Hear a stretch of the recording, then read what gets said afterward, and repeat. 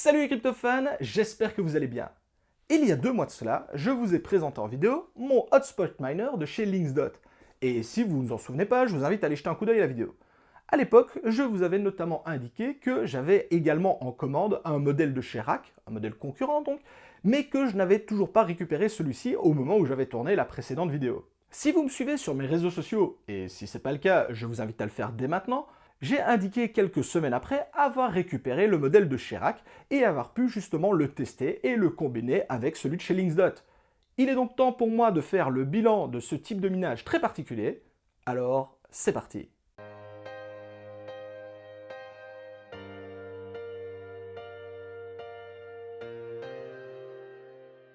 Cette vidéo vous est proposée par Krill.io.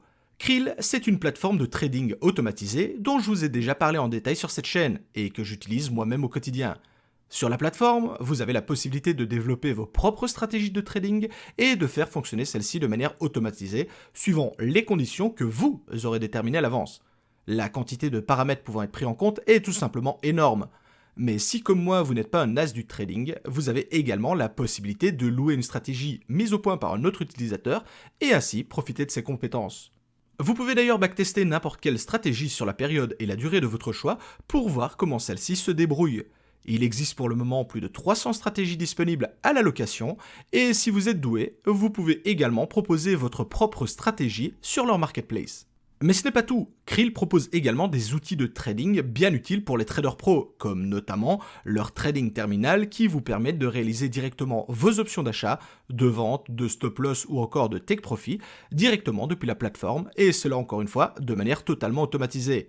Comme par exemple remonter automatiquement votre stop loss si le marché continue de grimper. Concernant Krill, il fonctionne sur la plupart des grosses plateformes de trading comme Coinbase Pro, Binance, Kraken, FTX, etc. De plus, l'équipe derrière le projet est française, ce qui est bien pratique pour discuter avec eux si vous avez le moindre problème. Si vous souhaitez vous inscrire et tester la plateforme, je vous invite à passer par le lien en description. Merci à eux et bonne vidéo.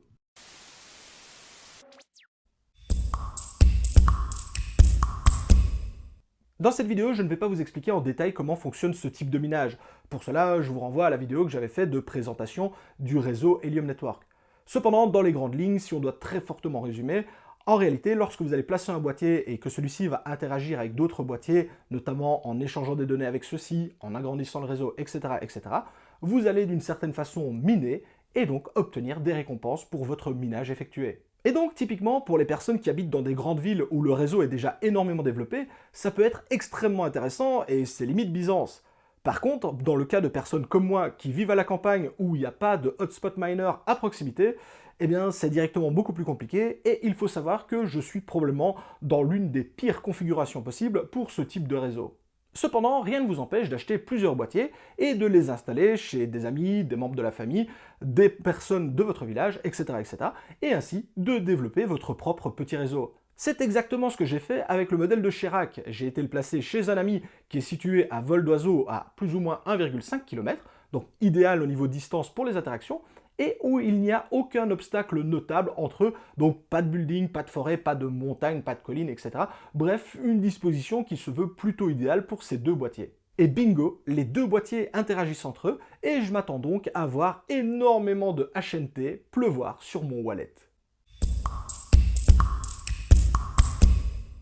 Bon, j'imagine que vous êtes tous impatients de savoir combien de millions de dollars j'ai pu générer avec ce type de boîtier. Eh bien, sur 2 mois d'utilisation avec les deux boîtiers, j'ai généré un peu plus de 1 HNT, soit au moment du tournage de la vidéo, approximativement une trentaine d'euros. À plus ou moins 15 euros par mois pour deux boîtiers, et je dois dire que ça fait un petit peu mal aux fesses. Alors, je m'attendais pas non plus à des miracles, mais quand même un petit peu plus. Alors, je sais bien que ma configuration n'est pas du tout adaptée et que c'est justement ce type de boîtier n'est pas fait pour ma position géographique, mais justement plutôt une utilisation dans les grandes villes. Mais au moins, comme ça, vous avez déjà une idée de ce que peut rapporter ce type de boîtier, et notamment si vous en achetez même deux d'un coup, la rentabilité que vous pourriez espérer avoir avec ceci.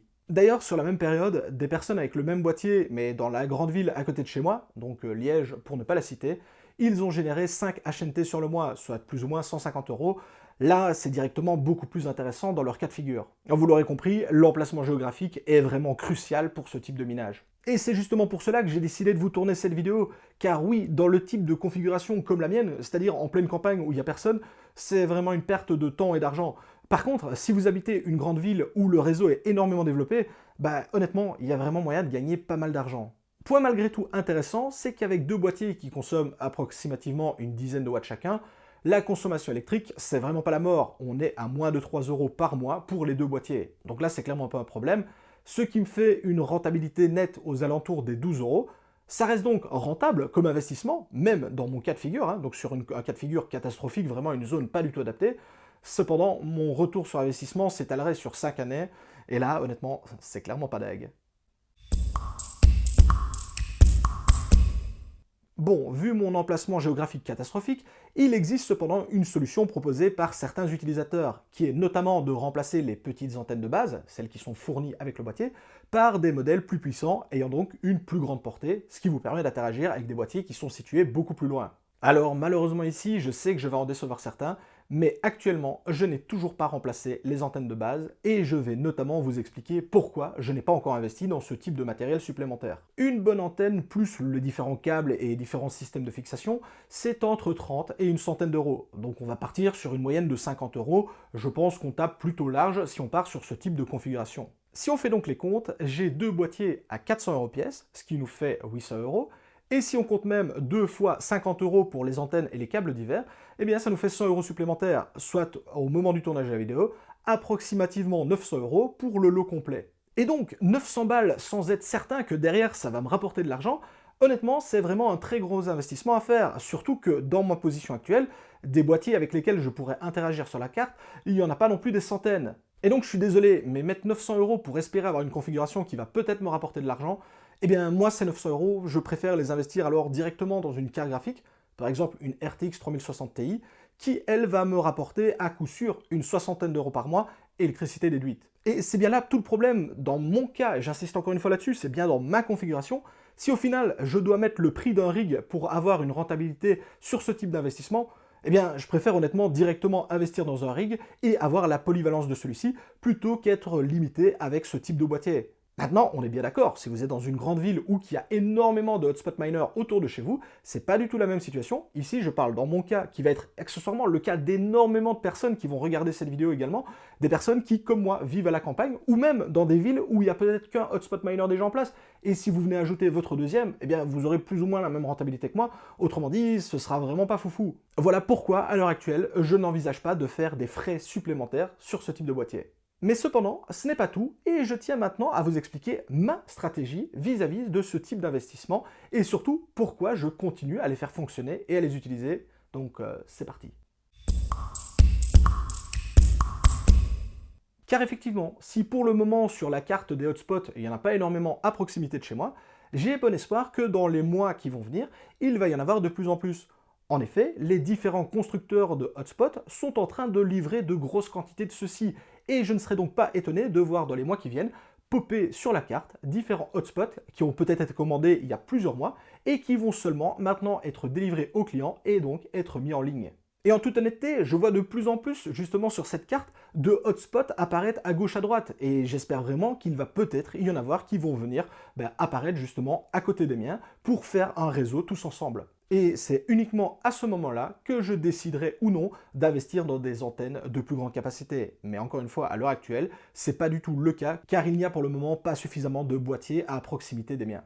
Si en effet il y a de plus en plus de boîtiers dans ma région par exemple, eh bien je pense que réellement là je continuerai à développer l'expérience. Et c'est notamment pour cela qu'à l'heure actuelle je n'ai pas décidé de vendre mes boîtiers, parce qu'il y a énormément de personnes qui m'ont dit si c'est pas rentable pour toi, autant vendre tes boîtiers pour justement récupérer de l'argent, etc., etc. Mais moi c'est pas le but. Ici j'ai bon espoir que ça va se développer vraiment dans ma région et accessoirement dans les autres régions du monde, notamment comme on peut le voir en Angleterre ou également aux États-Unis où là le réseau Helium Network est énormément développé. Maintenant, qui sait, ça deviendra peut-être un petit peu rentable dans ma situation. Maintenant, je reste bien entendu convaincu que ce type de réseau est vraiment adapté, encore une fois, aux grandes villes et non pas aux personnes qui vivent malheureusement les petits villages ou à la campagne. Bref, voici seulement 2 mois que j'ai mes boîtiers et qu'ils sont en fonctionnement. Donc même si je peux déjà vous refaire un retour sur le fait de posséder 2 boîtiers, il est pour moi, et en tout cas dans ma situation, encore beaucoup trop tôt pour vous faire le point sur justement des boîtiers qui seraient en interaction avec plein d'autres.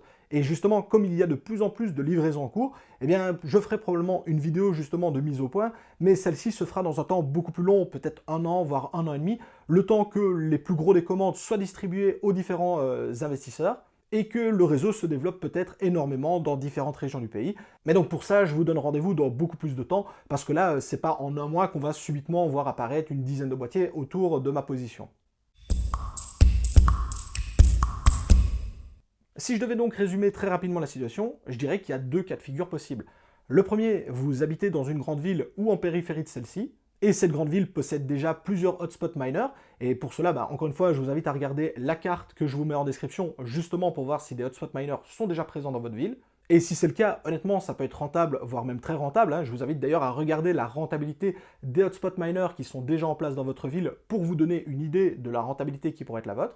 Et si jamais vous êtes intéressé, je vous rappelle également que j'ai un code de réduction pour acheter le mineur de chez Linksdot, si ça vous intéresse. Donc n'hésitez pas à faire un tour dans la description si vous souhaitez vous en procurer un. Si par contre vous êtes dans la même situation que moi, c'est-à-dire au milieu de nulle part et qu'il n'y a absolument aucun boîtier, eh bien sachez que même avec 2 boîtiers achetés instantanément ensemble, eh bien la rentabilité n'est quand même pas énorme et au rendez-vous. Cependant, encore une fois, j'insiste énormément là-dessus. Le point positif, c'est que comme la consommation électrique est totalement négligeable, eh bien ça ne va pas vraiment venir poser un problème au niveau de vos factures. Donc en réalité, dans ce genre de situation, il y a 2 cas de figure possibles. Désolé, c'est des sous-possibilités. La première, c'est d'être tout simplement le premier à se lancer, parce que généralement, un hotspot miner attire d'autres hotspot miners, c'est ce que j'ai remarqué en tout cas. À partir du moment où une personne fait le premier pas, eh bien, il n'est pas étonnant de voir d'autres hotspots apparaître, parce que tout le monde attend justement un peu, n'a pas envie d'être le premier à acheter, mais se dit, tiens, si quelqu'un en achetait un, je peux en acheter un pour justement échanger avec lui, etc., etc. Donc ça peut être également une solution. Par contre, il y a également l'autre cas de figure, c'est que si vous êtes même le premier et qu'il n'y a personne qui vient se situer autour de vous pour interagir, eh bien là, malheureusement, encore une fois, c'est une perte sèche parce que vous ne serez absolument pas rentable. Déjà, avec 2 boîtiers, c'est pas fou. Alors, avec un seul, c'est vraiment dérisoire. Donc ici, c'est un petit peu un pari sur l'avenir. Donc ça veut dire acheter son boîtier en espérant peut-être que d'autres personnes s'installent, ou au contraire se dire, tout compte fait, c'est pas du tout pour moi parce que j'habite à la campagne, j'habite dans la montagne, je suis tout seul. Et donc, ce type de boîtier est vraiment adapté aux personnes qui vivent dans les villes. Et dans votre cas de figure, le mieux, ça reste encore, entre guillemets, le minage traditionnel, que ce soit avec un ASIC, des rigs, des CPU, que sais-je. Mais c'est vrai que ce type de boîtier n'est vraiment pas adapté pour ce type de personnes, hormis, encore une fois, si subitement, il y a plusieurs personnes qui décident d'en installer avec vous.